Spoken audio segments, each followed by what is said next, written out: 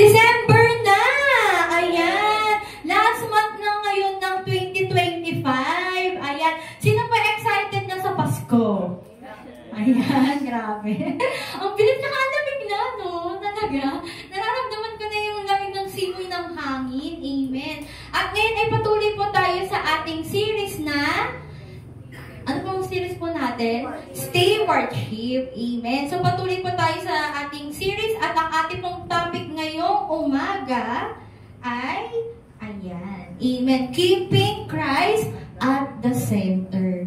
Choosing what matters most. Ayan. So, amen. So, ito po yung pag-uusapan natin na sino ba dapat ang center, no, ng buhay natin. Lalo na sa mga gantong panahon, no? Sige, next slide na natin agad. So, ngayon kasi, di ba, Christmas season na.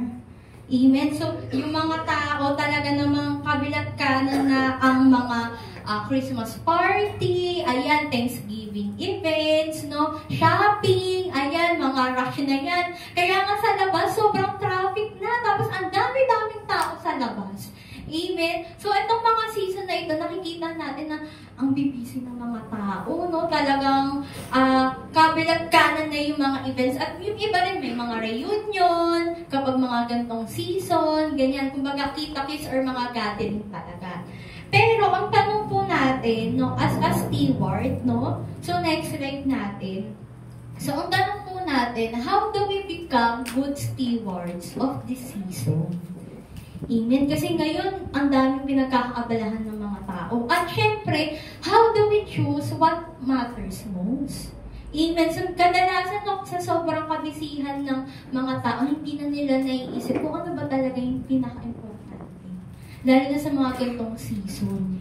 Amen. So, ngayon po, pagpupulay-pulayan natin, alam na alam po natin, ang scripture reading po natin ngayon is nasa Luke chapter 10, verse 38 to 42. So, alam na alam po natin yan. So, basahin po natin sa verse 38. Ayan, si Jesus at ang kanyang mga alagad ay nagpatuloy sa kanilang paglalakbay at pumasok sa isang nayon. Malugod silang tinanggap sa tahanan ni Marta. Saan po silang malugod na tinanggap? Sa tahanan ni Marta. Ayan, mukhang alam na natin. Sa 39, may kapatid siyang si Maria. Sino po ang kapatid ni Marta? Si Maria. Na naupo sa may paanan ng Panginoon upang makinig sa kanyang itinuturo. Amen. So, next verse po natin. Verse 40. Si Marta naman ay abalang-abala sa paghahanda. Ayan. So, ano pong ginagawa ni Marta? Abalang-abala siya. So, busy siya. No? Ganyan. Kaya, lumapit siya kay Jesus at nagsabi, Panginoon, baliwala po ba sa inyo na pinapabayaan ako ng kapatid kong maghanda ng nag-iisa? Ayan. Sabihan nga po ninyo siyang tulungan naman ako. Kasi talagang si Marta talagang busy-busy. Pero syempre dumating si Jesus, di ba? Sa tahanan nila. So, syempre ang gagawin niya, maghahanda siya. Kasi andyan yung Panginoon. Amen. Pero, anong sinabi ni Lord? Anong sinabi ni Jesus sa next verse? Ngunit sinabi ng Panginoon sa kanya, Marta, Marta. Ayan, dalawang beses inulit, no? Marta, Marta, nababalisa ka. At abalang-abala sa maraming bagay. Ngunit, iisa lamang ang kailangan. Pinili ni Maria ang mabuti at ito'y hindi aalisin sa kanya. Amen. So, napakagandang talata na binasa po natin. So, dito nakita po natin si Marta, busy siya, no? Distracted siya. Siyempre, ang gusto niya, mapaglingkuran, no? Ang Lord. So, kailangan talaga naghahanda talaga siya, siyempre. Si Maria naman, ang ginagawa niya, abala din siya, pero nakaupo siya sa paanan ng Jesus at nakikinig. Amen. So, pinili niya yung better portion, kundi yung makinig kay Lord. At si Jesus, anong ginawa niya, no? Not rebuking service. Hindi naman niya talaga ganun pinagalitan si Marta, di ba? Pero kinorek niya, no? Correcting misplaced priorities. So, kadalasan kasi mga kapatid, no, sa mga ganitong season, lalo na bare months, no, akala natin okay, no? Kasi syempre, magpapasko na. Syempre, naglilingkod ako, paghahandaan ko yung mga Christmas party, Thanksgiving sa church. Pero hindi natin namamalayan, ano ba talaga yung pinaka-importante? Amen. Lalo na sa gantong pinaalala natin yung pagkasilang ng Panginoon na pumunta siya dito para iligtas tayo. Yes, okay yan, no? Okay yung mga ginagawa nating paglilingkod. Pero, isipin din natin na yung ginagawa ko ba is mas napapalapit ako sa Lord or mas napapalayo ako? Amen. No, kasi kadalasan na ang nasa-serve na ng mga tao yung ministry, hindi na talaga yung Lord. So, amen. So, ano ba yung mga main points po natin? So, ayan nga po, si Mary, no, listen siya kung ano yung sinasabi ni Jesus, no? Si Martha naman, distracted siya by her many tasks, no? Amen. So, halimbawa po tayo dito sa church, no, may mga gawain tayo. Tapos, syempre, may mga bisita tayo. Syempre, natural lang na maghahanda tayo, ganyan, no? Kasi may mga kapatiran tayo bumisita sa ministry natin. Pero kadalasan nakakalimutan natin, halimbawa, nagtuturo na yung pastor. Pero tayo biglang nagde-decorate, nagluluto tayo. Nakakalimutan natin yung best part. Kung ano yung ginawa ni Mary na nakinig siya sa paanan. Noon minsan na didistract kasi tayo masyado na sa mga kabisihan natin sa mundo. Pero nakakalimutan natin, ay hindi pala dapat. Dapat ang center pa rin, ang priority pa rin natin, yung makinig ng salita ng Lord, no? Amen. So, ang una po nating points, ayan, number 1, stewardship begins with our focus. So, pakisabi nga po, focus. Focus. So, ayan. So, kadalasan, no, dito na sa verse 40, but Martha was distracted with much serving. Amen. So, yung Christmas business is not wrong naman po, no? Kasi, kaya nga po tayo nagse-celebrate is para kay Lord. Pero, distraction is dangerous. No? Kasi nakakalimutan nga natin pinaka-importante or yung priority.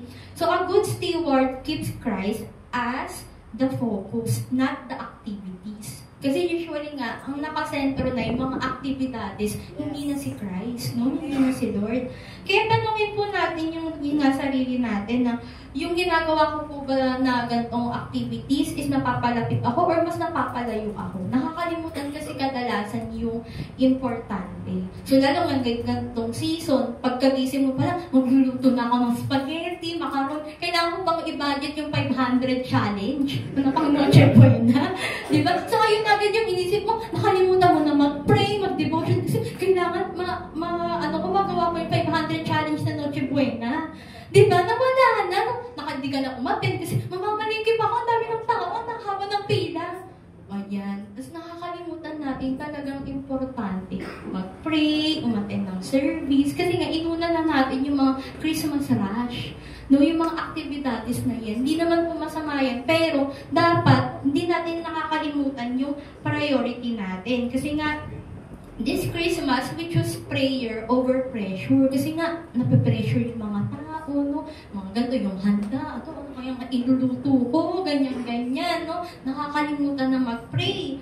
Worship over worry. Imbis na mag-worship sila, nag-worry sila, ang mahal ng sibuyas, kamatis, mga ganyan na, no? Imbis na mag-pray na, puro na sila, worry na. Imbis na mag-worship sila, worry na sila ng worry, ganyan. Nawawala na talaga yung pinaka-importante. Amen. So, His presence, no, over present. Ano ba yung matatanggap kong regalo? No? Ayun yung naiisip na natin agad pag Pasko. Hindi ba dapat na ang isipin natin at pasalamat tayo? Kasi itong season na to, inaalala natin, no? Na pumunta dito si Lord. Amen. So, di ba nga po sa scheduled time with Jesus, even in December, rush. So, yun nga, di ba, Matthew 6:33, alam po natin yan. Seek ye first the kingdom of God and His righteousness. And all these things, so lahat naman po ng mga iniisip natin, no, shall be added unto you. Kailangan lang po, unahin natin. Tulad nga ng ginawa ni Mary, no? Inuna niya bago siya nagluto, no? Nakinig siya, no? Amen. So, sa point number 2 po natin, ayan, stewarding our time means choosing the better portion. So, yun nga po yung nabasa natin sa verse 42 na Mary has chosen the good part. Amen. So, wag po natin kakalimutan na, syempre, mas piliin po natin yung pinaka-importante. Yes, okay po yan, mga Thanksgiving natin, mga ganyan, no, things. Pero wag po natin kalimutan yung pinaka-ugat. No, bakit tayo nagse-celebrate? Yung pinaka-reason, bakit po tayo nagse-celebrate? Amen. So, doon na po tayo pupunta sa last point po natin na number 3 na stewardship is keeping the reason above the season. So, pakisabi nga po, reason above the season. Ayan. So, yun nga po, the true essence is Christ. So, itong mga panahon na doon nagbibisi-bisi na yung mga Kristiyano, no, huwag po natin kalimutan, no, it's not the season, no, di ba nga, but the reason. Bakit tayo nagsiselebrate? Huwag po natin kalimutan na dapat si Lord yung center, hindi yung mismong activities yung center. Si Lord pa din po dapat ang priority natin. Amen. So, ayun nga po, no, yung tanong po natin, no, sa next slide natin, na nagtanongin natin sa sarili natin, where is Jesus in my celebrations? Kasama ba natin siya? Or naiiwan na? Kasama ba siya sa mga plano natin, ngayong mga busy season, no? Kasama ba siya sa puso natin, no? Or nakafocus na tayo kadalasan sa mga party, mga events, no? So, kailangan yung priority pa rin natin, unahin pa rin natin si Lord. Amen. So, doon po nagpapakita na good steward po tayo. Kaya nga po, di ba, a good steward, remember, is not about the light. Hindi yung mga decoration or yung mga event. It's about the light of the world. So, sino ba ang light of the world? Si Jesus. Di ba sabi nga po niya sa John 8:12, no? I am the light of the world. So, ayun po yung reason, yung ugat kung bakit po tayo nagdiriwang ng ganito. At syempre, not about receiving. Na may matatanggap ako sa Pasko, sila ate, ano kayong ibibigay na regalo sa akin, sapatos, mga ganyan, di ba? So, hindi ganon, no? Ayan, but remembering what we already received. So, ano po yung na-receive na natin? Yung gift, no, gift of life, yung salvation, amen, di ba? So, yun yung pinaka-importante na i-celebrate po natin. Amen. So, ayun nga po, makikita natin din sa next slide po natin na sino po ba yung gagayahin natin dahil sa ganitong season? Si Mary, na ang ginawa niyang center na ganitong mga season is si Jesus, or magiging Martha po tayo. Na, oo nga, nadinig ko din naman si Martha, pero kasi distracted siya, no? Nawala yung center, which is dapat si Jesus. Yes, yung focus, nawala po yung focus. Kaya ngayon po, no, as steward this season, no, kailangan meron pa rin po tayo, na bago po tayo mag-start ng gawain, may prayer, ganyan. Be intentional po, no? Siyempre, ngayon po, panahon ng pagbibigay, no? Pero yun nga po, dapat ang center, kung bakit natin po ginagawa, is si Lord. Amen. Hindi lang dahil lang sa panahon. Amen. Siyempre, gamitin rin po natin mga Christmas party sa school, sa trabaho, as opportunity para ma-share, no? Kung ano ba yung reason bakit tayo nagsa-celebrate. And siyempre, set boundaries din po na don't be so busy doing things for Jesus that you forget to be with Jesus. Amen. So, yun po, wag po natin kalimutan na yung ginagawa dapat natin lagi is para sa Lord, no? At wag natin iwan ang Lord, no? Sobrang pagisihan po natin. So, amen. So, ayun po ang ating ang topic for ngayon. At huli pong slide is, let's commit to keeping Christ at the center of our hearts. So, ayun po yung tandahan po natin. So, yun lamang po mga kapatid, to God be all the glory. Amen. Amen. Thank you, Sister Camille. Totoo nga po na bawat sandali, season or not season, sa araw-araw,